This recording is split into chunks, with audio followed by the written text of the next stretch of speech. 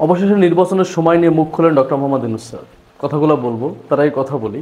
সেটা হচ্ছে, আপনারা অনেকেই জানতে চাইতেছেন আমরা ইন্ডিয়া দাসত্ব থেকে বের হয়ে কি আমেরিকা দাসত্ব শুরু করলাম নাকি, এটা আপনারা জানতে চাইতেছেন এবং কমেন্ট করতেছেন।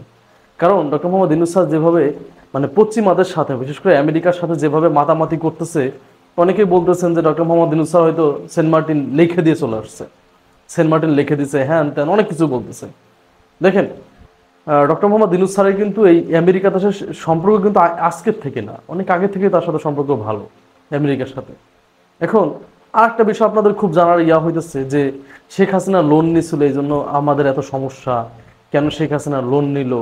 এখন আবার ডক্টর মোহাম্মদ ইউনূস বিভিন্ন জায়গা থেকে লোনের জন্য চেষ্টা করতেছে, এই আইএমএফে যাচ্ছে, তারপরে হচ্ছে আপনার আমেরিকার কাছে হাত পাততেছে, জার্মানি লোন দিচ্ছে।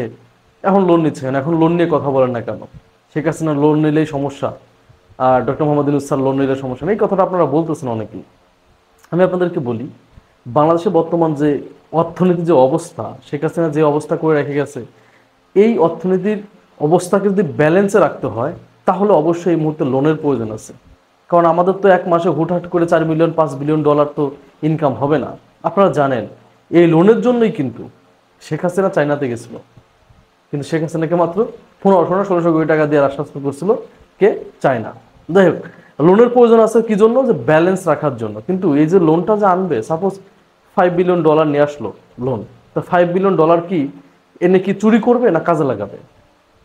আগে যে লোনটা শেখ হাসিনা নিচে 5 বিলিয়ন নিলে, ওইখান থেকে 5 বিলিয়ন থেকে 2 বিলিয়নই চুরি হয়ে গেছে, 2 বিলিয়নে চুরি হয়ে গেছে, দুর্নীতি হয়েছে। কিন্তু এখন যে লোনটা আসবে, এই লোনটা তো আর চুরি হবে না, এটা জনগণের কাজেই লাগবে। এবং আমাদের যে অর্থনীতির যে অবস্থা, এটা ব্যালেন্স রাখার জন্য এই লোনটার প্রয়োজন আছে। এই জন্য বিভিন্ন দেশ থেকে লোন নিচ্ছে। কারণ আমাদের তো হুটহাট করে $5 বিলিয়ন 10 বিলিয়ন ইনকাম হবে না। তারপরে প্রবাসীরা অনেক হেল্প করতেছে, আমরা যারা প্রবাসী আছি। বাংলাদেশের বর্তমান অর্থনীতি কিন্তু একমাত্র প্রবাসীদের জন্যই টিকে আছে। এইটা বিশ্বাস, এইটা মানতে হবে। বাংলাদেশের জনগণ যেই হোক মানতে হবে, এবং সরকারেরও মানতে হবে। বিকজ যে গার্মেন্টসের অবস্থা কিন্তু খারাপ, আপনারা জানেন। কিন্তু গার্মেন্টসের কমছে, কিন্তু রেমিটেন্স বাড়ছে, রেমিটেন্স বাড়ছে, মানুষ ব্যাংকিং চ্যানেলে টাকা দিচ্ছে। এটা হচ্ছে আমাদের জন্য একটা গ্রিন সিগন্যাল। যাই হোক, তো আপনারা বুঝতে পারছেন যে কেন লোনের জন্য করতেছে, দৌড়াদৌড়ি করতেছে, লোনের কথা বলতেছে। এই একটা কারণে, কারণ আমাদের অর্থনীতি ব্যালেন্স রাখার প্রয়োজন আছে। ব্যালেন্স থাকবে না যদি এই লোন টোন আমরা না পাই। এখন আমেরিকার সাথে সম্পর্কের ব্যাপারটা দেখেন, ডক্টর মোহাম্মদ ইউনূস স্যারকে আরও আগের থেকেই আমেরিকা পছন্দ করে, আরও আগের থেকে, আরও আগের থেকে। কিন্তু যদি আমরা কোনোভাবে দেখি, অনেকে আবার ওই যে আপনার সাদ্দামের সাথে তুলনা করতেছে, মায়ানমারের সাথে তুলনা করতেছে, যে মায়ানমারকে ভালোবেসে, আপনার ইউক্রেনের সাথে তুলনা করতেছে, এদেরকে তো ভালোবেসে পরে তো এদেরকে ধ্বংস করে দিছে, এদেরকে ব্যবহার করছে। অবশ্যই আমেরিকার কোনো না কোনো স্বার্থ থাকে, আমেরিকার কোনো না কোনো স্বার্থ থাকে যে কোনো কিছু করার জন্য। বাংলাদেশে অবশ্যই তার কোনো স্বার্থ আছে, কিন্তু বাংলাদেশকে বিপদে ফেলবে, হ্যান করবে, ত্যান করবে, এইগুলো আসলে আমরা এখনই হুটহাট করে কোনো কিছু না বলাই বেটার। কারণ এই ডক্টর মোহাম্মদ ইউনূসের সরকার তো চিরদিন থাকবে না। ইনি তো আসছে সংস্কার করার জন্য, ইনি তো সংস্কার করেই চলে যাবে। ইনি তো বাংলাদেশের জনগণের ঘাড়ে চেপে বসবে না। যদি আমেরিকা বলে তুমি ঘাড়ে চেপে বসো, তাও সে বসবে না।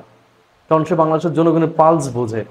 বাংলাদেশের জনগণ 111-এর সরকার, 111-এর সরকার আসার পরে কিন্তু জনগণের পক্ষেই কাজ করছিল।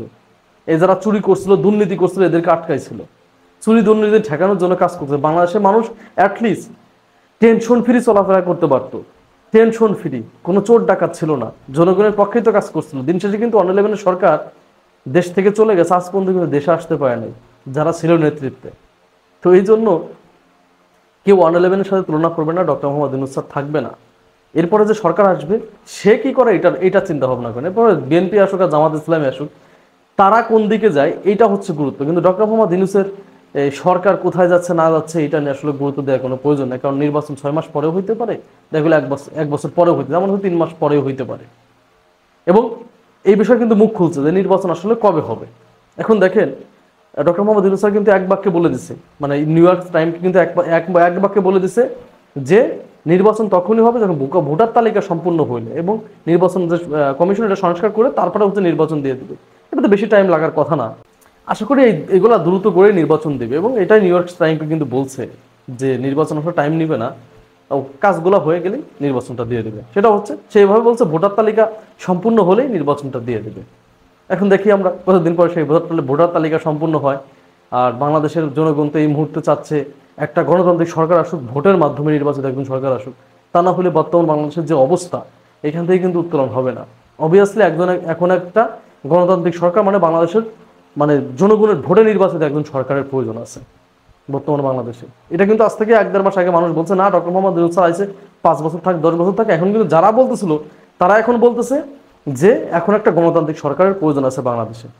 আমরাও চাই একটা গণতান্ত্রিক সরকার আসুক, জনগণের ভোটে নির্বাচিত সরকার আসুক, অ্যাটলিস্ট জনগণের পক্ষে কথা বলবে, জনগণের পক্ষে হয়ে কাজ করবে, এটাই আমরা চাই। যাই হোক, ধন্যবাদ সবাইকে। আসসালামু আলাইকুম।